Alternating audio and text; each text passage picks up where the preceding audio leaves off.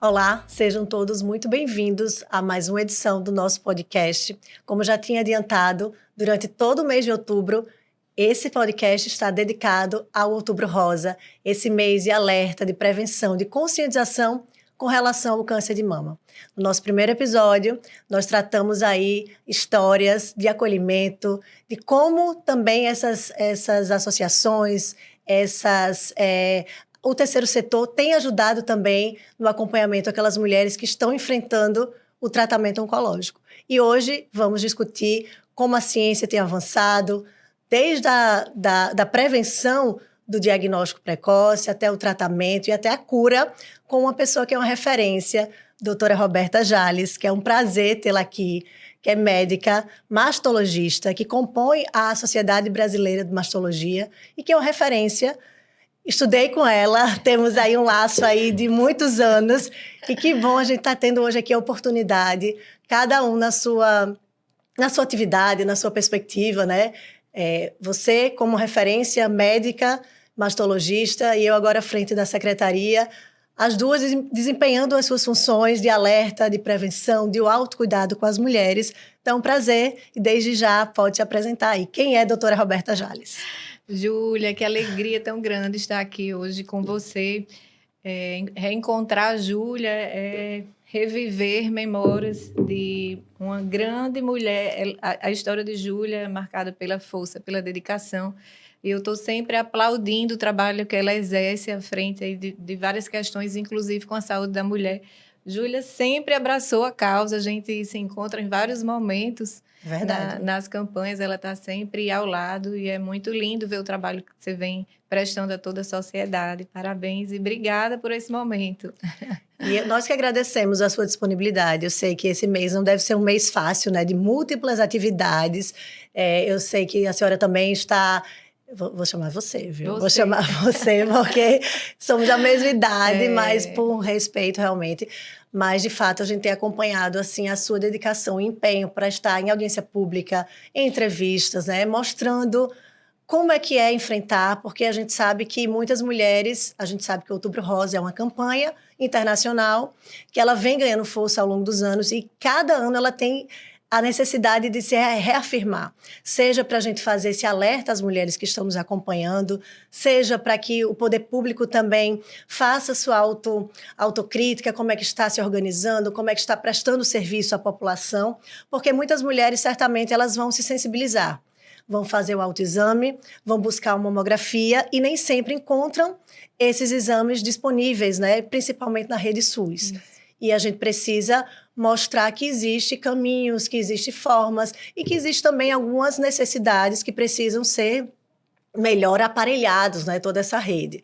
Então, apesar de a gente ter aí consolidado o Outubro Rosa, por que a senhora considera, né, essa importância desse alerta, dessa cuidado com a saúde da mulher tão importante ainda atualmente nos dias de hoje? Demais. Júlia, não existe nenhum mês que seja tão forte, uma cor tão forte como o rosa. É um movimento internacional do Outubro Rosa e a resposta é simples. A gente vive uma verdadeira epidemia de câncer de mama. O mundo inteiro para no mês de outubro. Começou outubro, eu recebi uma foto de uma paciente.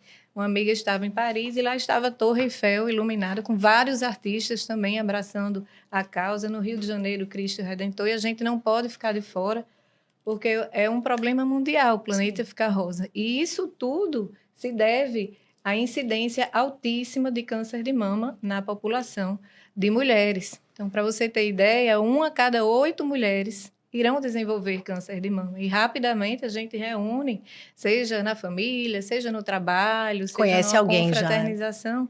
A gente vê no nosso dia a dia a expressão do câncer de mama. E algo que vem preocupando, que a gente estava comentando antes, era o fato, além da incidência estar aumentando, a gente vem acompanhando o aumento em gerações mais novas. Então, mulheres jovens aí de 20, 30 anos, antes dos 40, também com câncer de mama. Então, é um motivo que exige preocupação e exige que instituições públicas e privadas e que a própria sociedade se mobilize para entender melhor o que está por trás disso e poder se proteger. E tem algum fator específico, né, por esse fenômeno, né, de quanto mais jovem as mulheres estão enfrentando o câncer de mama? Tem algum fator que pode dizer, se deve a isso ou não? São múltiplos fatores. Muito ainda está em estudo, a gente está procurando entender, mas tudo indica que não há um fator único e sim um conjunto de fatores. Está associado ao envelhecimento da população, então hoje a gente tem a longevidade, que é uma realidade, as pessoas estão vivendo mais, e quanto mais tempo passa, mais tempo de exposição a fatores carcinogênicos. Então, os processos neoplásicos, de forma geral, estão associados ao envelhecimento da população. Especificamente, o câncer de mama, a gente observa uma mudança no padrão reprodutivo. Então, as mulheres hoje, elas engravidam mais tarde, ou têm menos filhos, 1, 2 filhos, às vezes ainda não tem filho, amamenta pouco tempo, aquela correria, e é uma mulher que está mais predisposta ao estresse, que está praticando menos exercício físico, que está comendo fast foods, então a obesidade é uma realidade. Paralela à epidemia de obesidade, tem também a epidemia de câncer de mama, porque a gente vê que a gordura hoje é vista como órgão mesmo, a gordura periférica abdominal. Existe uma enzima lá, aromatase, que ela converte um androgênio em estrogênio. Então, principalmente as mulheres na pós-menopausa, que são obesas, lá no tecido adiposo há uma produção extra de hormônio que vai sobrecarregar a mama. E existem outros mecanismos já confirmados pela ciência. O estado inflamatório que a obesidade causa, levando ao dano no DNA da célula do epitélio mamário. Então, são muitos fatores que, em conjunto, fazem com que a obesidade seja uma preocupação real no risco de câncer de mama. Mas, se a gente puder eleger um fator, Júlia, hoje, acredite, o principal ainda é ser mulher. Só por ser mulher, já estamos aí correndo o risco de... É o principal marcador de risco, porque 99% dos casos de câncer de mama ocorrem nas mulheres e só 1% nos homens. Então, nasceu mulher, a gente fala que, infelizmente, esse é o principal. Tem outras questões, a história familiar que a gente vinha conversando antes. Que isso, eu achava, assim, na minha cabeça, era praticamente certo, né? Se a pessoa tivesse algum histórico familiar, teria essa predisposição genética também, mas não baixa, né? Apenas quantos por cento, doutora? 10 a 15% dos casos de câncer de mama são hereditários e em torno de 80% são esporádicos. Ou seja, 80% das mulheres que desenvolvem câncer de mama não tem ninguém na família, não tem nenhum Altíssimo, parente. né? Altíssimo. É a maioria. Então, mais uma vez, qualquer mulher pode ter câncer de mama. Agora, a gente tem um olhar mais cuidadoso ainda naquele grupo de maior risco. Então, a mastologia foi evoluindo e hoje existem modelos matemáticos de estratificação de risco. Então, a gente avalia todos os fatores de risco, inclusive história familiar, mas que vai muito além. A idade da primeira menstruação, número de gestações, amamentação, presença de sobrepeso ou obesidade, sedentarismo. Todos esses componentes vícios. influenciam. O álcool entra como um importante fator de risco. Recentemente, ele foi elevado a um carcinógeno do tipo 1, que, para vocês terem uma ideia, é do mesmo grau de importância do cigarro, que também é um carcinógeno do tipo 1. Álcool. O álcool. E até saiu um dado publicado pelo Ministério da Saúde que 20% das mulheres brasileiras com mais de 80 anos, com mais de 18 anos, mais de 18, bebem pelo menos 2 vezes por mês, a partir dos 18. Então, a mulher moderna é uma mulher que está mais predisposta, que está entrando em vícios, que são fatores de risco para câncer de mama, e a gente vê a mulher moderna hoje como completamente vulnerável à ocorrência do câncer de mama. Por isso, também os protocolos de cuidado têm sido cada vez mais precoces. Então, a pergunta que todo mundo faz é a partir de quando eu devo me preocupar e começar os cuidados com a mama? É uma coisa também que eu queria saber se tem algum fator de risco, né, que aumenta alguma causa específica que pode aumentar o fator de risco acho que são esses componentes, né, que foram falados aí, um conjunto. O conjunto. O estilo de vida, se a mulher está mais exposta a estresse, né, que a gente sabe que também o estresse também é um fator de muita incidência para várias doenças também. Uma mulher sobrecarregada, sim. O estresse, o sono não é o mesmo, a pessoa não dorme bem, acorda indisposta, se alimenta de qualquer jeito, falta o exercício físico e ela vai ganhando peso, ela vai né, engordando e vai produzindo hormônio extra na gordura. Então, a imunidade cai, então o organismo está modificado com o estresse. Apesar de não existir um estudo que correlacione diretamente o estresse, mas a gente sabe que ele envolve outras questões e que, como todo aquele organismo, Vai ele sentir, né? Vai sentir vai sentir. toda essa carga, né, emocional também. Isso. E falando nisso, a gente sabe que, e eu percebo, né, até no meu ciclo de amizade, algumas pessoas da minha idade, ou até mais jovens, né, com indícios, né, assim, já no tratamento diretamente do câncer de mama. E recentemente a gente tomou conhecimento, né, que o Ministério da Saúde autorizou novas diretrizes para o rastreamento, né, que passou de 50 a idade para iniciar a mamografia para 40 anos. Perfeito, isso E mesmo. isso considera um avanço, né, diante de tudo que já foi falado aqui, dessa mulher contemporânea, dessa mulher que demora mais a ter filho, que amamenta pouco, né, que está sobrecarregada. Então, todos esses fatores têm diretamente influência no, no que a gente está acompanhando aí, mulheres mais jovens, né? Isso. A gente vive um cenário hoje muito melhor, muito mais favorável. Existem exames eficazes que nos permitem dar um diagnóstico inicial. A gente tem um momento melhor também no tratamento. A gente vive uma era de precisão. Entende que o câncer de mama é uma doença heterogênea, com diferentes subtipos, existem protocolos específicos. E a mortalidade no mundo inteiro, nos países que investem em rastreio e no tratamento de ponta, a mortalidade está caindo. As pessoas estão ficando boas, estão vivendo melhor. Mas, infelizmente, Júlia, a mortalidade no Brasil, nos últimos 20 anos, não mudou. E ainda tem aumentado. Então, enquanto a gente vê no mundo as mulheres ficando boas, no Brasil, infelizmente, no SUS, estou falando, é uma realidade que não está mudando. E isso preocupa muito. E para a gente melhorar os índices no nosso país, a gente precisa de investimentos no SUS e de investir no diagnóstico inicial. Então, o nosso país é um país jovem. Existem protocolos de países europeus que o rastreio começa aos 50, mas a Europa é um outro continente. As mulheres lá, né, o envelhecimento é uma realidade lá. No Brasil, é um país predominantemente jovem. Então, a gente vê o câncer de mama em mulheres jovens. 23% dos casos de câncer de mama ocorrem dos 40 aos 50. E esse grupo de mulheres estavam ficando fora do rastreio, porque o preconizado no SUS era iniciar a partir dos 50 anos. Então, essa era uma discussão muito ampla da Sociedade Brasileira de Mastologia, que estava passando essas questões junto ao Ministério da Saúde.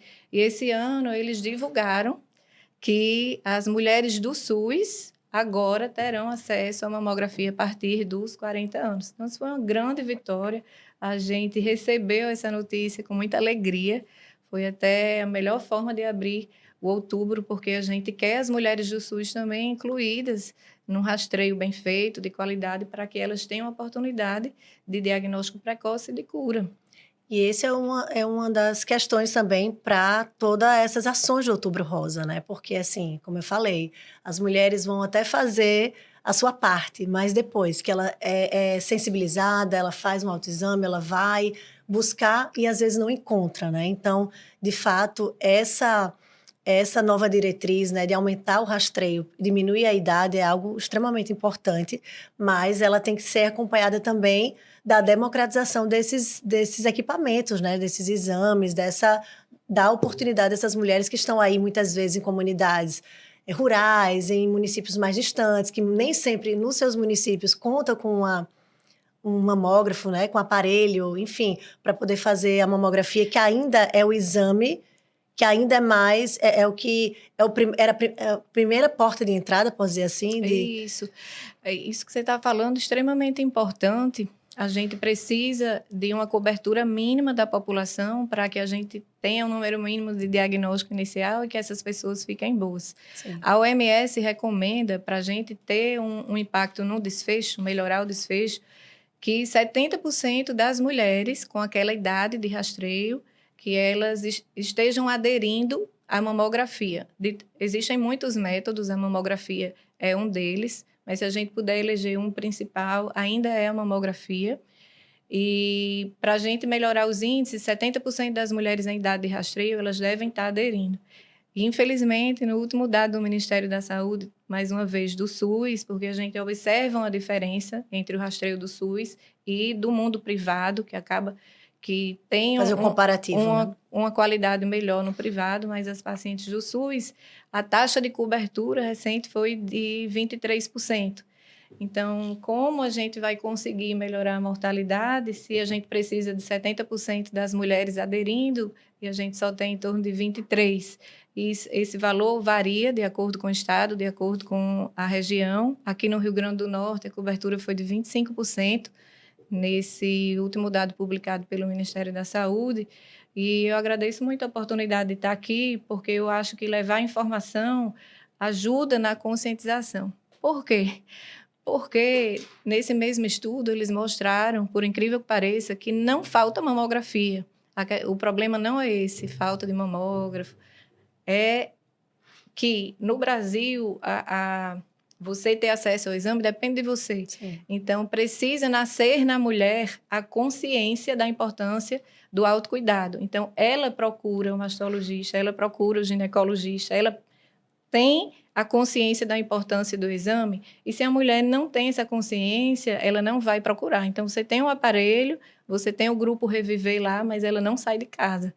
E nesse mesmo dado, que o Ministério da Saúde, que foi publicado, eles mostraram que o principal fator para a mulher não procurar para fazer o exame é o medo. Então, a gente vive numa realidade em que as mulheres têm medo de fazer mamografia. Tem gente que diz que a mamografia não faz porque a mamografia dói, porque a mamografia tem radiação, porque a mamografia pode estourar o silicone. Então, existem alguns mitos que impedem a mulher de fazer o exame. E a gente tem aqui um fator também que deve ser considerado. Eu, nessas minhas andanças, em algumas ações, eu me deparei com alguns depoimentos que eu fiquei verdadeiramente assustada, né? Em pleno ano 2025, a gente encontra ainda o machismo de uma forma muito presente. Homens, companheiros, que eles impedem que as mulheres busquem ajuda, né? Busquem um médico, porque vai impedir que uma médica ou um médico tenha contato com essa mulher, né? Apalpe os seios, enfim. Então, para você ver, né, que a gente ainda enfrenta isso diariamente. São muitos motivos, né, que acabam levando ao medo. Mas é interessante que no Outubro Rosa, há uns 3 anos, eu fui convidada para passar informações para um grupo de homens. Sim. Era uma instituição privada e eles me convidaram, chamaram todos os homens da empresa. E o que eu recebi um feedback muito bonito, porque eles não tinham ideia da importância que é o autocuidado e da mulher estar em dia com a saúde dela. A gente não sabe quem vai ter câncer de mama, a verdade é essa. E você ter os seus exames regulares em dia, você voltar com 1 ano, vai em paz que você está boa, isso tem um valor, ter paz conta muito. Mas se for identificado um problema e você ter a chance de um tratamento imediato, com milímetros, então os métodos diagnósticos, mamografia, quando é necessário ultrassom, ressonância, a gente detecta hoje, Júlia, nódulos e alterações milimétricas. Então, a gente olha para a mulher e diz para ela, você vai ficar boa. Então, você ter a chance, né, de reduzir o tamanho do seu problema, isso é de um valor tão alto. Demais. Eu falo, uma das consultas que eu mais dou valor é a consulta de rastreio. Aquele momento deve ser de máxima qualidade, porque é realmente quando a gente tem a oportunidade de mudar a história da pessoa, muda o desfecho. E a gente sabe, né, quando o diagnóstico vem um medo, vem todas aquelas... Muitas vezes é uma sentença de morte para aquela mulher e às vezes a gente sabe que a medicina também evoluiu muito, né, ao longo desse tempo. Para hoje, para aquela mulher que ela já fez o autoexame, fez a mamografia, foi constatado que estava com um câncer de mama. Quais são os próximos passos, né? A gente sabe que o tratamento oncológico não é algo simples, né? Envolve tudo, envolve a autoestima daquela mulher, envolve a família, são vários fatores, mas que a gente sabe também, como você falou, se esse diagnóstico for tido precocemente, as chances são reais de cura, tratamento menos invasivo, né? Então, tem toda a qualidade desse tratamento, né? Dos impactos. Em termos numéricos mesmo, um diagnóstico inicial, a sobrevida em 5 anos, para vocês terem ideia, é de 99%. saiu agora no Congresso Americano que eu participei, na ASCO, ano passado, existem nos Estados Unidos 4 milhões de mulheres vivas. Eles chamam de survivors. Uma preocupação hoje é da gente dar qualidade de vida a essas mulheres, porque elas estão ficando boas. Então, o que eu falo para as pacientes? Primeira coisa é você entender o seu contexto. Precisa saber qual é o seu subtipo, planejar um tratamento, ter acesso a uma equipe que esteja atualizada e que esteja ao seu lado. A paciente tem que estar acolhida, ela tem que saber que tem toda uma rede que está por trás dela e que vai tornar aquele momento tão desafiador mais leve. Vai também uma mensagem para quem está ao lado, seja um marido, seja uma mãe, seja uma filha que está cuidando de uma mãe, uma vizinha, uma amiga. Contar com a rede de apoio vale muito. E não obrigatoriamente é a palavra, mas a atitude. Dizer, vá para a sua consulta que eu dou conta no trabalho. Eu posso lhe levar, eu posso lhe deixar. Então, a atitude, às vezes, conta mais do que chegar e ter algum texto, alguma palavra. Mas a gente vive hoje um cenário de muita esperança. Tanto com o diagnóstico inicial, os métodos estão melhores, tem todo um arsenal, a mamografia é um método, mas existem outros.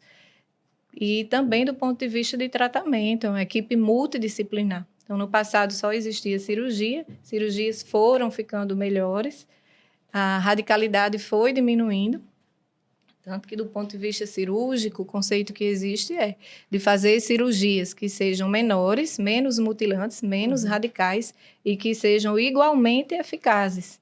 Então, tratar com eficácia sem mutilar a mulher. Cirurgias menores com resultados estéticos mais favoráveis. Era isso que eu ia também perguntar, né? Com relação a seguir um tratamento, né? Pensando, claro, de retirar o câncer, né? De livrar essa mulher desse tumor, né?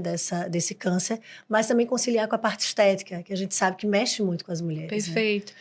E aí nasceu o conceito da mastologia da oncoplastia mamária. Na oncoplastia, o termo onco-vida. Em primeiro lugar, é deixar boa, levar a cura. E em segundo, a plastia, que é acrescentar técnicas da cirurgia plástica para que a gente minimize o impacto do tratamento da mama, deixe uma mama mais natural, mais parecida com a mama normal. E em alguns casos, Júlia, por exemplo, pacientes com mamas volumosas, que a gente consegue fazer um quadrante, já reduz, já simetriza. Então, a gente também tem pacientes que tinham alguma queixa estética e naquele momento a gente planejou com oncoplastia para reduzir, para melhorar a mama. E isso já é disponível no SUS, essa reconstituição? Sim, é inclusive lei, né? A lei defende. A mulher tem acesso, é fácil esse acesso para a mulher? É fácil. No ato da própria cirurgia já faz, né? Não tem que submeter a outra cirurgia, não. Existe a reconstrução para mastectomia, que é quando é necessário tirar a mama inteira. Geralmente precisa de mais de uma etapa. E existe quando a gente organiza a mama para um quadrante, para que retire uma parte, mas esteticamente a mama continue funcional, continue bonita, com menos impacto daquele tratamento. Qual o melhor tipo de reconstrução vai depender do caso, da condição oncológica, da idade da paciente, do desejo da paciente, do grau de exigência da paciente, da expectativa. Então, numa consulta especializada, a gente avalia uma série de fatores até a gente definir em conjunto o que é que se aplica para aquela paciente. Cada vez mais a medicina tem um olhar individualizado. Sim. Não há uma receita de bolo, mas há um tratamento que é planejado especialmente para cada um. E eu fiquei muito assim, impressionada, doutora Roberta, com esse dado, né? De 25% da cobertura aqui no estado. Foi. Muito impressionante, e mais impressionante ainda pelo fato de o fato principal não ser a falta dos equipamentos, e sim, muitas vezes, o medo e vários outros fatores. Então, isso mostra que essa campanha tem que ser pedagógica, acima de tudo, né? Tem sim. De fazer chegar às mulheres, de alertar, que muito pior dela não fazer são as consequências de um tratamento mais invasivo, né? Já está mais avançado. Isso. Olhe, o medo que é descrito em vários fatores. Medo do desconhecido, medo de encontrar. Eu ouço muito, Júlia, as pessoas, deixe quieto, não vá mexer no que está quieto, porque senão Quem você vai procura encontrar acha. uma doença. Quem procura acha, mas na verdade, quem encontra fica bom. O raciocínio é o oposto, você deve estar com a sua saúde em dia e deve ser rastreada com muita qualidade, porque se você encontrar, você vai encontrar o problema pequeno. Então, você vai aumentar a sobrevida e você, que é outro conceito que também é muito passado para a gente nos congressos, é você poupar a paciente de tratamentos radicais. Então, você evitar que uma paciente enfrente uma quimioterapia, porque ainda é muito pequeno e não precisa, veja o benefício disso, né, de poupar uma químio por causa de um diagnóstico inicial. Então, só há benefícios em quem é rastreado.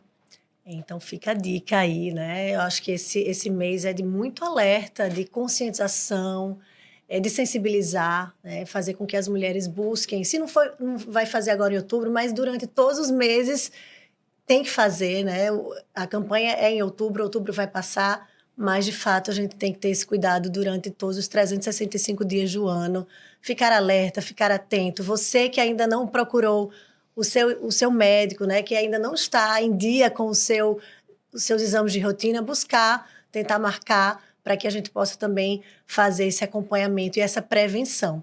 Uma dúvida também que sempre, a gente já está encerrando, mas uma dúvida também que eu sempre tenho é com relação a qual profissional procurar. Um ginecologista obrigatoriamente tem que procurar um mastologista, ou o ginecologista já pode ali naquela consulta apalpar, enfim, submeter aos exames, e aí, com o resultado, tem que submeter também ao mastologista também. A ginecologia é muitas vezes uma importante porta de entrada.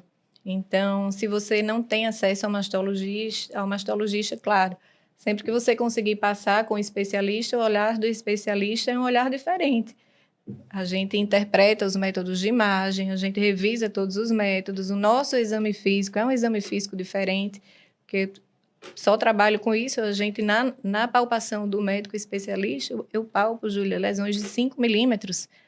Então, é diferente. Mas a ginecologia também está preparada. E ela lida com mulheres. Então, você não perca uma oportunidade. Se a porta de entrada mais simples for da ginecologia, a ginecologia também está apta e também pode ajudar.